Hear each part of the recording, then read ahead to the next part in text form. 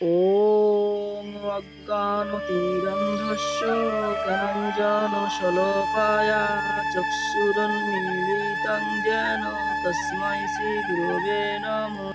সৎপ্রসঙ্গ চ্যানেলে আজ আমরা জানবো, আমরা তো ভগবানকে দেখিনি, তো মানবো কেমন করে।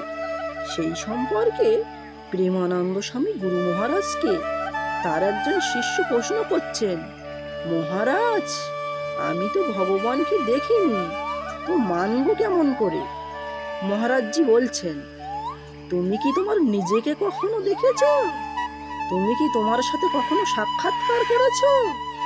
এই শরীরকে নিজের মনে করো, কিন্তু নিজের জন্যই তুমি শরীরকে ভালোবাসো, নিজের জন্যই স্ত্রীকে ভালোবাসো, নিজের জন্যই ধন সম্পদ অর্জন করো।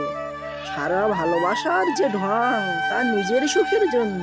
আমাদের নিজের সদ্গুরুই বলে দেবে যে তোমার আসল পিতা শ্রীকৃষ্ণ। আমাদের পরম পিতার কথা শাস্ত্রে লেখা আছে, তার লীলাও বর্ণনা করা আছে। স্বয়ং ব্যাসদেব ভগবানের লীলা লিখে গিয়েছেন। বর্তমানেও অনেকে এমন আছেন যারা শ্রীকৃষ্ণকে দেখতে পাচ্ছেন। তুমি কি দেখতে চাও? কিন্তু তোমার মন তো ভোগ বাসনার দিকে, তোমার তো শরীর অভিমান নিয়ে আছো। কখনো কি নির্জনে ভগবান শ্রীকৃষ্ণের জন্য একবার কেঁদেছো আর বলেছো, হে শ্রীকৃষ্ণ, আমাকে দেখা দাও। ভগবান পিতাকে চেনার জন্য গুরুর প্রয়োজন। যেমন পিতাকে চেনার জন্য মাতা প্রমাণ দেয়।